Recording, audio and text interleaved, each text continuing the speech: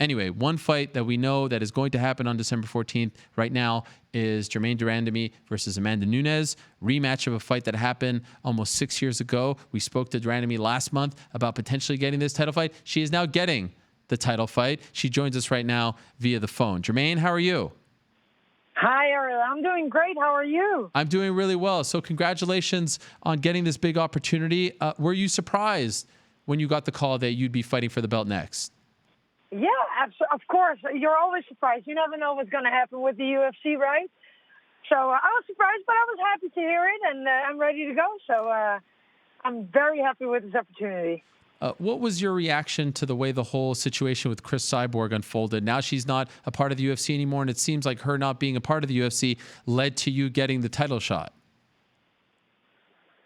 Yeah, what can I say about it? I think it's a very sad situation. I think Cris, she did a lot for the sport, and she's a woman. She made her own decisions, and so does Dana and the UFC. And, you know, it's not up to me to think much about it. You know, they had a disagreement or whatever, and this is the end result. But, you know, with her being fired or not continue working for the UFC made it possible that I was going to fight Amanda earlier than probably was planned. If Cris did re-sign with the UFC, and if they did give her a title shot, were there already any talks of you fighting someone else in like a number one contender fight, or had it not reached that point yet? No, it really did not have reached that point yet, and that was because, and if it was, I didn't mind fighting a fight before that. Like I said, you know, I came out injury-free with the Aston Ladd fight, and I feel healthy right now. I'm ready to go. So I wanted to stay active. So I said before I was not going to wait. So I hoped I was going to fight somewhere December. You know, that's what I was praying for, and I got what I wished for. So, so we got to go now. Were there any talks of this fight happening at 145 for the 145 belt as opposed to 135? To be honest, Ariel, I leave that up to my management. You know, Brian Butler, my manager with Sucker Punch, he takes care of all that stuff. And I think the UFC knows I'm aiming for 135. So, you know, they could have offered it, but, you know, I was still going to stick to the 135. I still believe, like I've said it many times, I still believe, honestly, there's a lot to do in the 135 division, which is very active. And, you know, let's stir some shit up. So, and I like that and respect that. So as you know, like this fight announcement is relatively fresh. It's relatively new. Are you prepared? So we're a little less than 4 months away from the fight. I suspect every interview that you do leading up to this fight will bring up, your first title reign, right? And what happened. And you have to talk about that just as you're starting to move away from all of that. Are you prepared for this? Is this like the unfortunate byproduct to this whole great situation for you? Ariel, I'm so ready for it. You know, the most important thing is, I have control over how I react on the situation, and my sole focus is to be the best Germaine I can possibly be. This is going to be a very, very tough fight for me, but also for Amanda. I believe, I bring something to the table right now that I wasn't able to bring 6 years ago, and I'm different. I'm a different fighter. She's a different fighter, so it's going to be a totally different game. And, the past will always be the past, and people can always bring that up, but after December 14th, it's all up to me to leave it all in there and leave all the talks behind. What do you bring differently to the table that you didn't bring prior and to your first fight in 2013? I enjoy being here. I enjoy doing this. I love doing this. I appreciate it more than ever before. I've worked a lot on the things I should have worked on, and mentally, physically, I'm so much better than I've ever been. And now having 4 months to prepare myself for the toughest fight of my career, that's all I need. Wow. So are you saying back in 2013 when you fought her the first time, you didn't necessarily enjoy MMA? I enjoyed it, but I didn't embrace it yet. I was still that kickboxer, scared to be taken down. And I'm not that kickboxer anymore. I believe right now I'm really an MMA fighter. If the fight goes to the ground, we are going to see a different fight than we saw in 2013. I'm not going to be helpless anymore and not know what to do. I'm going to bring a different fight, that's for sure. What do you remember from that first fight, from being in there with her? I mean, obviously it was a pretty short fight. It ended in the first round. Unique setting, right? Fight for the troops, Fort Campbell, Kentucky. just the troops there. But as far as the actual fight goes and being in there with Amanda, and this was before she was Amanda Nunes, arguably the greatest of all time, before she was a champion. What do you remember from that experience of fighting her? I've never focused too much on Amanda. I've learned a lot about myself going into that fight with absolutely the wrong mindset. Not being as committed as I am now. What I remember is that I made a lot of mistakes. But honestly, I would love to face the baddest woman on the planet. And at this point, this is right now Amanda Nunes. And that's what I love to do. And that drives and motivates me enough. I don't look at that fight 2013 anymore. I'm past that fight. I've done so much more. I've worked on so much more stuff. I'm not that girl from 2013 anymore. I'm a different version of myself right now. When's the last time you watched that fight, if ever? I think 2 days after that fight was the last time I watched it. Okay. I've never watched it again. I know everything. What happened in the fight. It was that clear. And do you think you will watch it in the build up to this one, or are you done watching that one? No, I'm done watching that. I'm not even going to watch Amanda's fight that she fought recently. Really? I leave that up. Yeah, I leave that up to my coaches. I honestly, I'm focused on me, and they know what to train on. They know the points I should take in my camp. But I'm not, I'm really focused on being the best me, and that's all I can do. I mean, I can focus on Amanda and try to change my game in 4 months of something I worked for 20 years. That's going to be very hard. I can work on the things I need to work on and be the best version of me. And that is what I'm going to do. I'm going to be the best version of me. Is that something that you typically do? Like, do you not watch your opponent's fights leading up to your bouts against them? Yeah, absolutely. I Really? hate watching. Yeah, I absolutely hate watching it. I just don't like it. Honestly, when I step in there, I want to put my will on my opponents. It doesn't matter what they want to do. I want to fight my game plan. I don't want to think what Amanda's going to do. I know what she's going to do. Or, in the fight, we will see what she's going to do. We can adjust to that. After 20 years of fighting, you learn how to adjust at some points. And like I said, my coaches, they watch it a couple times. We don't even mention my opponent's name during camp. It's just, I'm going to fight somebody, and we're focusing on Germaine, on her weaknesses, on her strong points, the things we need to work on to be the best me.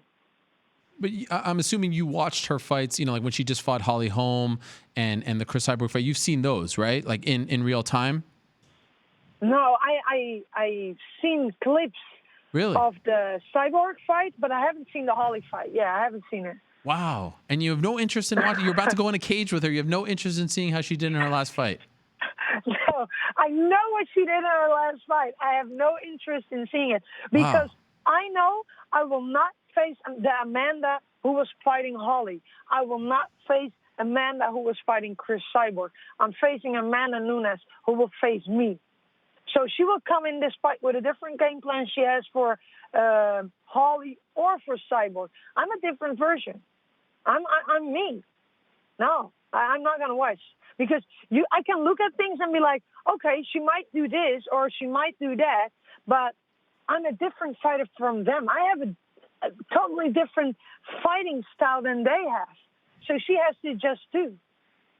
And I don't like adjusting that much. And so if you would have gone, Germaine, on like a 15-fight winning streak now, right? But for whatever reason, not fought for the belt. Like Tony Ferguson, you win 12 in a row, you don't fight for the belt. I'm sure you know that part of the legacy will be what happened when you won the title. But now you win this fight, all that goes away. Like there's a whole new narrative. Do you reckon is that of interest to you? Does that get you excited? Hell yeah, but listen, imagine if I win the belt, how great it's going to be. But imagine how great it's already been. I'm fighting for the title again. Yeah. So many people told me I should stop. I'm worthless. I cannot fight. I should stop fighting. And guess what? I got badly injured. Doctors told me you can never fight again. So many people have told me that, but I never gave up, Ariel. And look at me. I bet you, it doesn't matter, even after the Aston led, not a lot of people thought I was going to get a title shot. And I'm going to fight for the title. After so many people told me I was done, I already won. I can only make this party even better. I am in control of making this the best party ever. And what was the injury? My eye. Oh, that's right. Yeah, that's right. Wow. Yeah, that you revealed after. I mean, that's just amazing. And I'm sure there was a part of you, considering what happened, maybe you thought you'd just never get a title. Like UFC wouldn't trust you. They wouldn't want to give you that shot or put you in that opportunity, right? This must feel good just to be given this opportunity. Hell, of course it feels good to be given this opportunity. But at the same time, my team and I, we worked our asses off to get in this position. And if the UFC wanted me to fight another couple people before they would give me that title shot, I would have been okay with that, because I would have fought my ass off to get that title shot again, just to get it again, just to prove myself that, and not only me, but so many people out there, their hard work does pay. And I'm the living proof it does work out.